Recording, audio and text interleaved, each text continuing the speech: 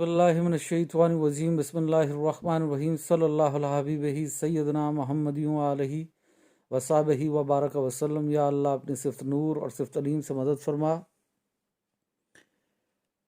پہلا سوال یہ ہے کہ کیا شیطان انسان کو گمراہ کر سکتا ہے؟ جیسے قرآن کی آیت میں ہے کہ میں تیرے تمام بندوں کو گمراہ کر دوں گا، شیطان کا قول ہے، میں تیرے تمام بندوں کو گمراہ کر دوں گا سوائے تیرے خالص بندوں کے۔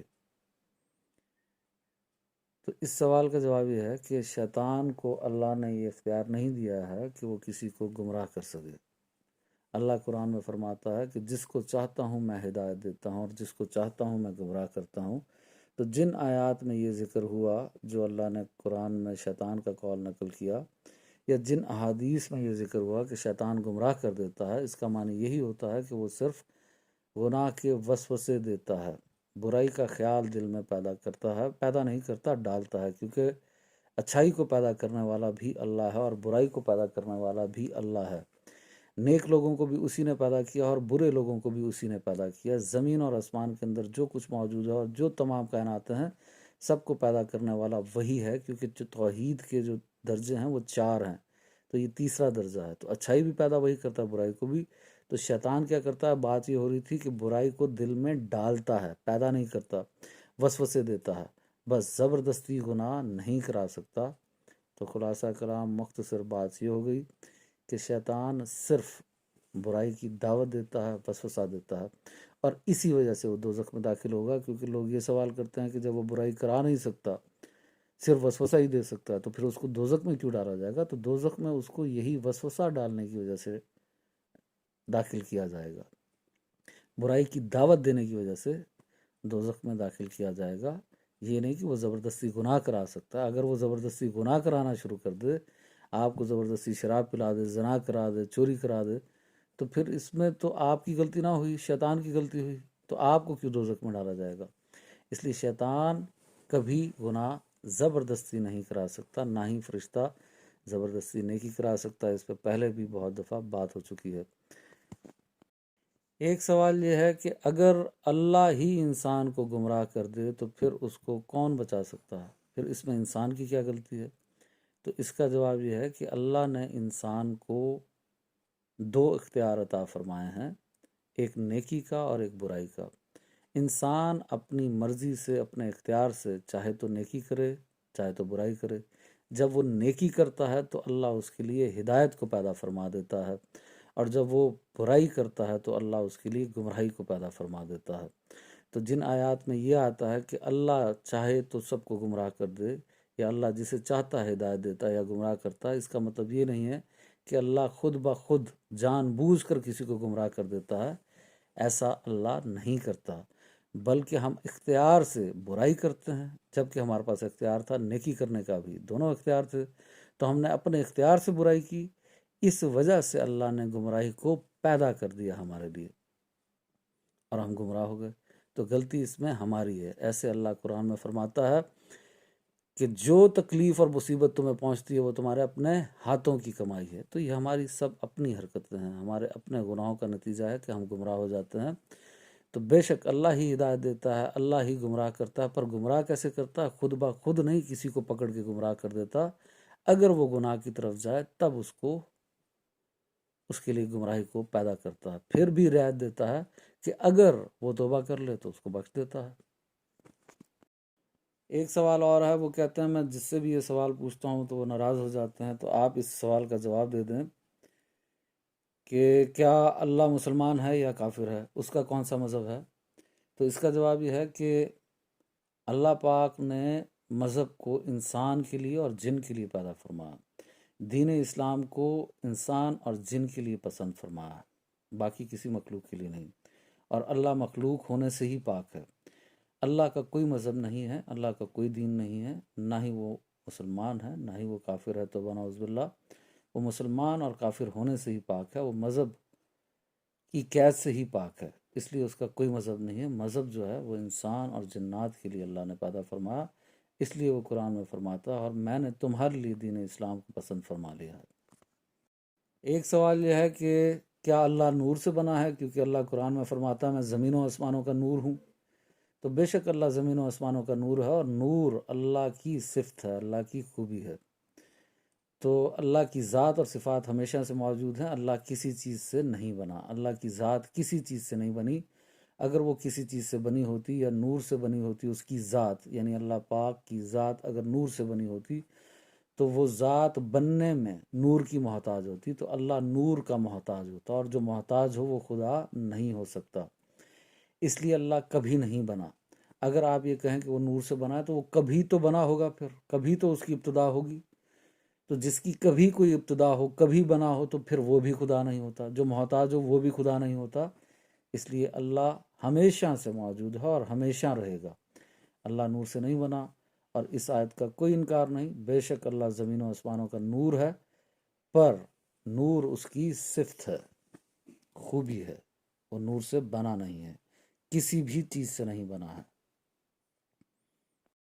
ایک سوال ہے کہ تقدیر کی کتنی قسمیں ہیں اور کیا تقدیر بدل سکتی ہے؟ تو تقدیر کی 3 قسمیں ہیں، ایک مبرم حقیقی، ایک مبرم اور ایک معلق۔ اور کیا تقدیر بدل سکتی ہے؟ اس کا جواب یہ ہے کہ معلق تقدیریں بدل جاتی ہیں، ماں باپ کی دعاؤں سے بدل جاتی ہیں، آپ کے نیک اعمال کرنے سے بدل جاتی ہیں، اور اولیاء اللہ کی دعاؤں سے بدل جاتی ہیں۔ مبرم تقدیریں بھی بدل جاتی ہیں، خاص اولیاء اللہ اور انبیاء کی دعاؤں سے مبرم تقدیریں بھی بدل جاتی ہیں، پر مبرم حقیقی تقدیر جو ہے یہ والی قسم نہیں بدلتی، اور اس کا قرآن میں کئی آیات میں ذکر ہے کہ مبرم حقیقی کسی صورت میں نہیں بدلتی، تو یہ کسی کی دعا سے بھی نہیں بدلتی، اور اللہ اس تقدیر کو خود بھی نہیں بدلتا، کیونکہ یہ اللہ کا علم ہے، اور اللہ کے علم میں تبدیلی ممکن نہیں ہے۔ اگر اس میں تبدیلی ممکن ہو تو توبہ نعوذ باللہ، اللہ کا علم غلط ثابت ہوگا، اور اللہ غلط ہونے سے پاک ہے۔ اس لیے اللہ پاک فرماتا ہے میں سبحان ہوں، یعنی ہر عیب اور ہر نقص سے پاک ہوں، اس لیے مبرم حقیقی ایسی تقدیر ہے جو نہیں بدلتی۔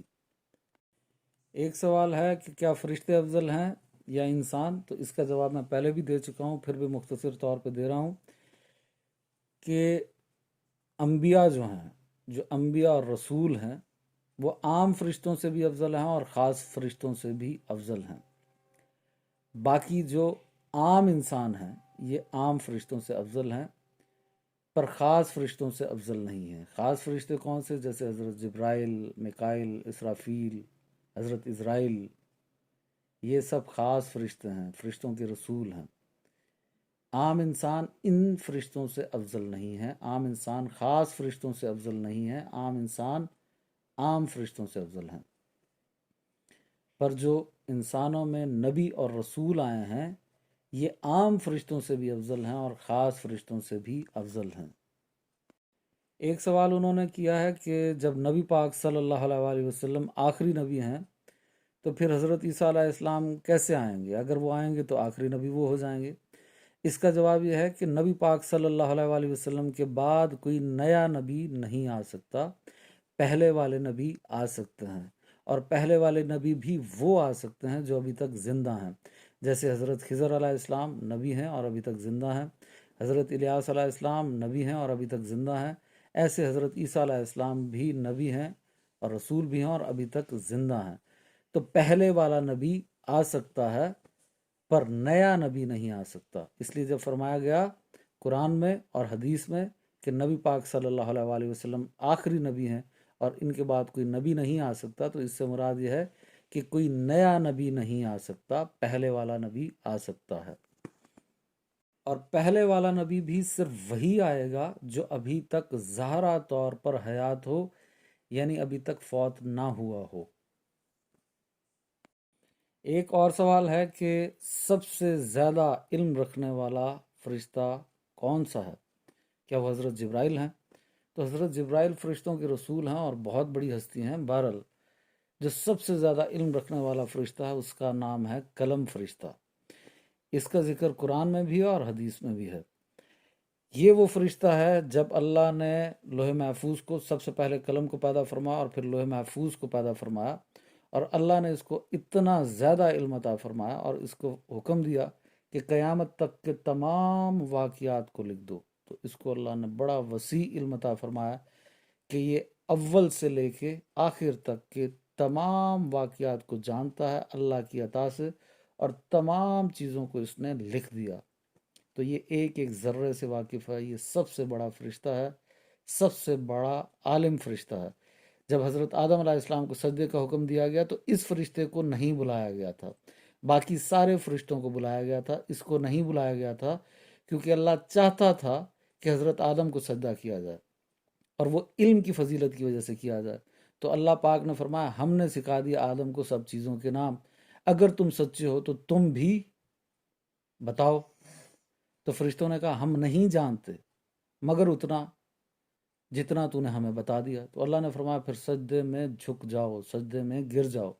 اگر اس قلم فرشتے کو بلا لیا جاتا تو وہ ان چیزوں کے نام بتا دیتا، اور پھر سجدہ اس فرشتے کو کرنا پڑتا۔ یعنی ساری جو فرشتے کھڑے ہوئے تھے یا ایک جن کھڑا ہوا تھا یا حضرت آدم تھے، سب کو سجدہ قلم فرشتے کو کرنا پڑ جاتا، اور اللہ یہ نہیں چاہتا تھا، اس لیے قلم فرشتے کو بلایا ہی نہیں گیا۔ یہ سب سے بڑا عالم فرشتہ ہے، سب سے زیادہ علم رکھنے والا ہے، یہ اول سے لے کے آخر تک کا علم اللہ کی عطا سے جانتا ہے، اور ذرے ذرے کا علم جانتا ہے، جتنا اللہ نے اس کو چاہا سکھا دیا۔